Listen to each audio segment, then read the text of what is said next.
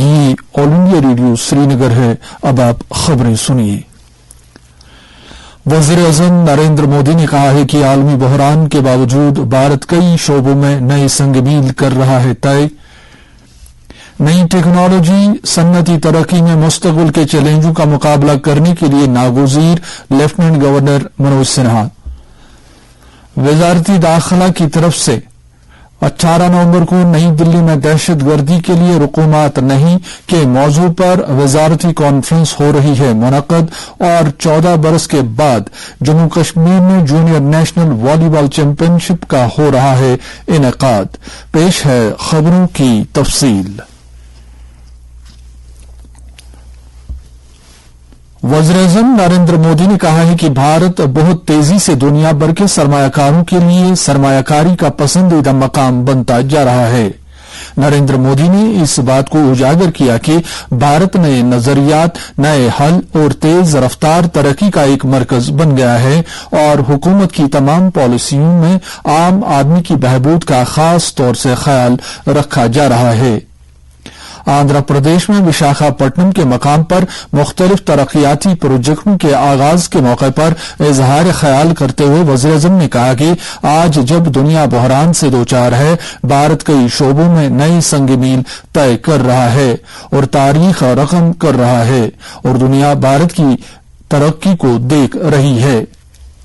وزیر اعظم نے اس بات کا ذکر کیا کہ کس طرح وشاکھاپٹنم نے بھارت کو دنیا کے ساتھ منسلک کرنے میں اہم کردار ادا کیا ہے۔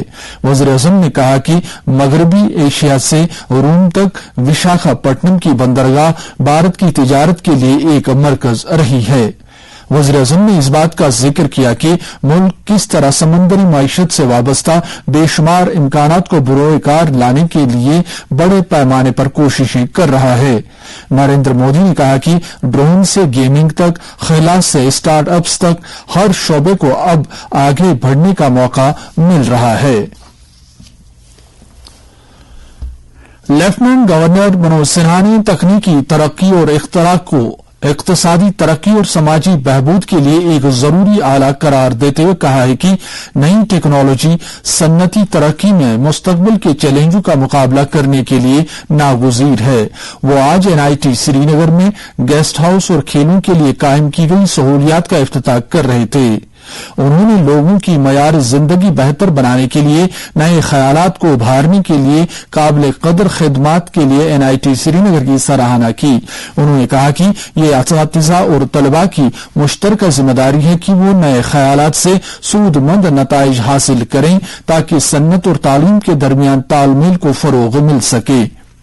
لیفٹیننٹ گورنر نے NIT سری نگر کی فیکلٹی اور انتظامیہ سے تلقین کی کہ وہ NIT کو ملک کے 20 ٹاپ اداروں میں شامل کرنے کے لیے تمام تر کوششیں بروئے کار لائیں، اور ساتھ ہی تہذیبی اقدار کو ذہن میں رکھتے ہوئے اس ادارے کو ملک کا بہترین ادارہ بنائیں۔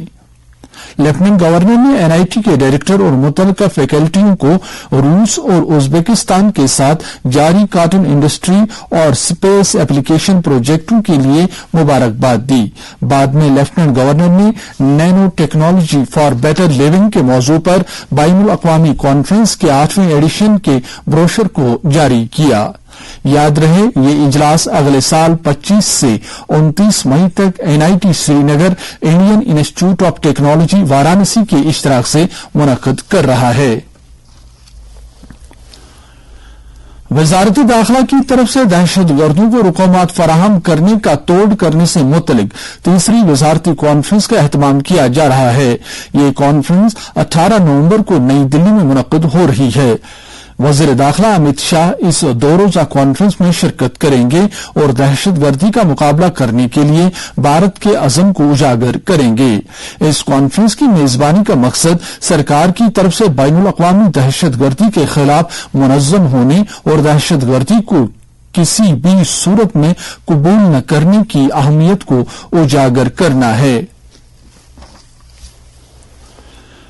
کوآپریٹو اور شمال مشرقی خطے کی ترقی کے مرکزی وزیر مملکت BL ورما نے آج عوامی رابطہ پروگرام کے تحت پہلگام کا دورہ کیا۔ انہوں نے مختلف محکموں کی طرف سے لگائے گئے سٹالوں کا معائنہ کیا اور محکمہ زراعت اور باغبانی کے افسران سے بات چیت کی۔ ان کے ہمراہ ڈپٹی کمشنر اننت ناگ بھی تھے۔ بعد میں AIR نیوز سے بات کرتے ہوئے انہوں نے کہا کہ سرکار جموں کشمیر کے عوام کی مشکلات و مصائب دور کرنے کی متمنی ہے۔ انہوں نے کہا کہ انہیں اس بات پر مسرت ہے کہ لوگ اب سرکار کی طرف سے چلائی جا رہی اسکیموں کی اہمیت سمجھ رہے ہیں۔ انہوں نے عوام سے اپیل کی کہ وہ آگے آ کر ان اسکیموں سے مستفید ہوں۔ مسئلہ کشمیر کو عالمی سطح پر دوبارہ اٹھانے پر پاکستان کی تنقید کرتے ہوئے بھارت کے سالیسیٹر جنرل تشار مہتا نے کہا ہے کہ جموں کشمیر اور لداخ بھارت کا اٹوٹ اور لازم ملزوم حصہ تھا اور ہمیشہ رہے گا۔ اقوام متحدہ کی انسانی حقوق کونسل کے 41ویں اجلاس سے خطاب کرتے ہوئے سالیسیٹر جنرل نے پاکستان کو ایک مناسب جواب میں سال 2019 میں دفعہ 370 کی منسوخی کے بعد جموں کشمیر کی تبدیلی کو پاکستان کے زیر انتظام کشمیر کے مقابلے میں اجاگر کیا۔ تشار مہتا کا یہ رد عمل اس وقت سامنے آیا جب پاکستان کے نمائندے نے اپنے تبصرے کے دوران جموں کشمیر کا مسئلہ اٹھایا۔ جموں کشمیر اپنی پارٹی کے سربراہ سعید الطاف بخاری نے مرکزی سرکار سے اپیل کی کہ جموں کشمیر کے ریاست کے درجے کی بحالی اور اسمبلی انتخابات کرانے کے لیے اقدامات اٹھائے جائیں۔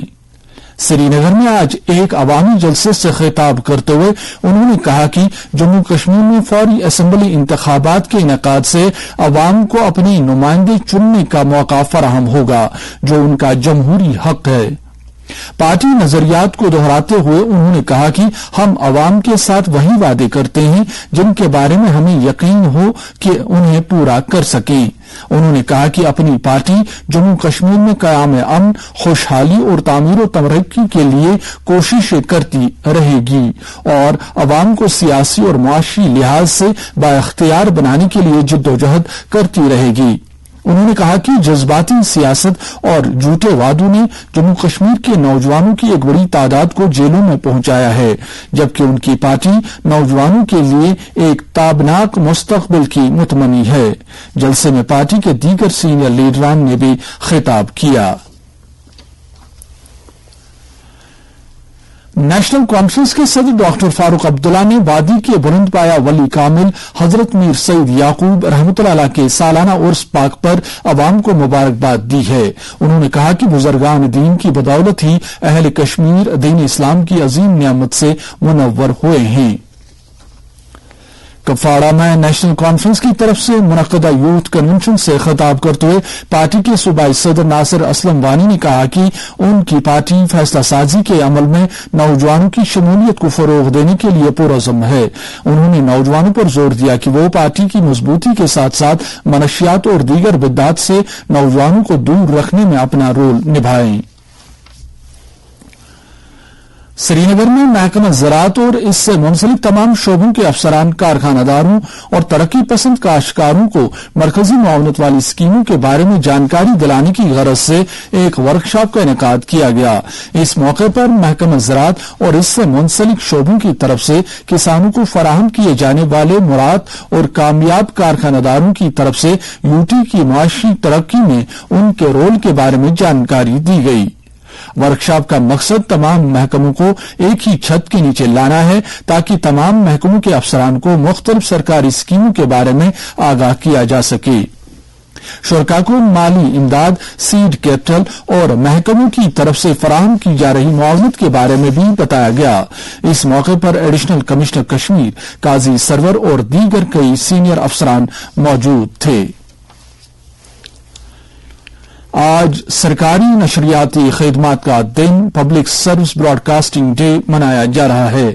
یہ دن 1947 میں آکاش وانی دلی کے اسٹوڈیو میں مہاتما گاندھی کے واحد دورے کی یاد یادگار کے طور پر ہر سال منایا جاتا ہے۔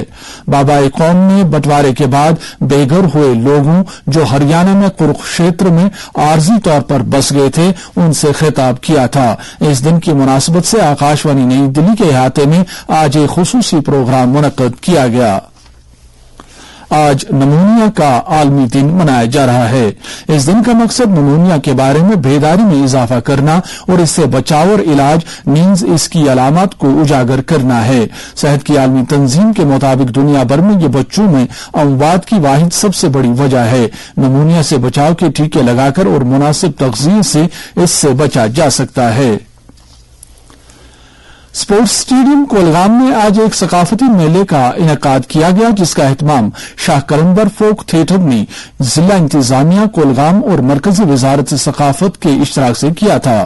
میلے کا افتتاح deputy commissioner Kulgam Bilal Mohi Uddin but نے کیا۔ میلے کے دوران ہائر سیکنڈری اسکول کولگام کے بچوں کی طرف سے ویلکم سانگ پیش کیا گیا جبکہ بچہ نغمہ کشمیری ونون اور کشمیری رف توجہ کا مرکز رہا۔ لوک ڈانس اور سنگیت کے علاوہ دھمالی ڈانس سے حاضرین محظوظ ہوئے۔ بعد میں شرکا کو انعامات سے نوازا گیا۔ جموں کے مولانا آزاد اسٹیڈیم میں 14 نومبر سے 19 نومبر تک لڑکوں اور لڑکیوں کے لیے 48ویں جونیئر نیشنل والی بال چیمپئن شپ کا انعقاد کیا جا رہا ہے۔ اس کا اہتمام جموں کشمیر والی بال ایسوسی ایشن نے جموں کشمیر اسپورٹس کونسل کے اشتراک سے کیا ہے۔ 14 نومبر سوموار کو لیفٹیننٹ گورنر منوج سنہا باضابطہ طور پر چیمپئن شپ کے شروع کیے جانے کا اعلان کریں گے۔ اس چیمپئن شپ میں اب تک 26 ریاستوں اور مرکزی زیر انتظام علاقوں کی 22 ٹیموں نے اپنی شمولیت کی تصدیق کی ہے۔ تقریباً ہفتے بھر تک جاری رہنے والی اس چیمپئن شپ کے لیے تیاریوں کو حتمی شکل دی جا رہی ہے۔ یاد رہے یہ چیمپئن شپ 14 برس کے وقفے کے بعد جموں کشمیر میں منعقد ہو رہی ہے۔ نائب صدر جمہوریہ جگدیپ دھنکھڑ نے 19ویں آسیان بھارت چوٹی کانفرنس سے خطاب کرتے ہوئے کہا کہ آسیان بھارت کے درمیان رشتہ بھارت کی ایک ایکٹ ایسٹ پالیسی کا مرکزی ستون ہے۔ انہوں نے کہا کہ قدیم زمانے سے ہی بھارت اور جنوب مشرقی ایشیا کے درمیان گہرے ثقافتی، معاشی اور تہذیبی روابط ہیں۔ اس رابطے میں 1992 میں مرکزی شراکت داری سے جدید دور میں 2022 میں جامع اسٹریٹجک شراکت داری کے تحت مضبوط رشتہ قائم کرنے کے لیے ایک بنیاد فراہم کی ہے۔ آسیان بھارت دوستی کے 30 سال مکمل ہونے کو سراہتے ہوئے نائب صدر جمہوریہ نے کہا کہ 3 دہائیوں نے رابطہ میں کثیر پہلو اور کثیر جہتی ترقی کو دیکھا ہے جن میں کنیکٹیوٹی سے لے کر آب و ہوا میں تبدیلی، سیکیورٹی سے لے کر خلا، تعلیم سے لے کر ماحولیات اور ٹیکنالوجی سے لے کر تجارت شامل ہیں جو کہ روشن مستقبل کے تئیں عہد بستگی کی عکاسی کرتا ہے۔ امریکہ کے صدر جو بائیڈن نے سبھی ملکوں سے زور دے کر کہا ہے کہ وہ تباہ کن عالمی تمازت سے بچنے کے لیے اپنی کوششیں تیز کر دیں۔ موسم محکمہ موسمیات کے مطابق اگلے 24 گھنٹوں کے دوران جموں کشمیر میں موسم عام طور پر خشک رہنے کا امکان ہے۔ سری نگر میں آج دن کا زیادہ سے زیادہ درجہ حرارت 16 ڈگری سیلسیس جبکہ رات کا کم سے کم درجہ حرارت 1.2 ڈگری سیلسیس ریکارڈ کیا گیا۔ جموں میں آج دن کا زیادہ سے زیادہ درجہ حرارت 27.4 ڈگری سیلسیس جبکہ رات کا کم سے کم درجہ حرارت 10.2 ڈگری سیلسیس ریکارڈ کیا گیا۔